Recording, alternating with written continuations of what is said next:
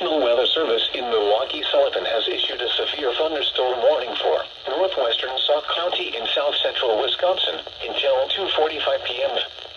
At 1:48 p.m., a severe thunderstorm was located near Hillsboro, or 17 miles north of Richland Center, moving east at 25 miles an hour.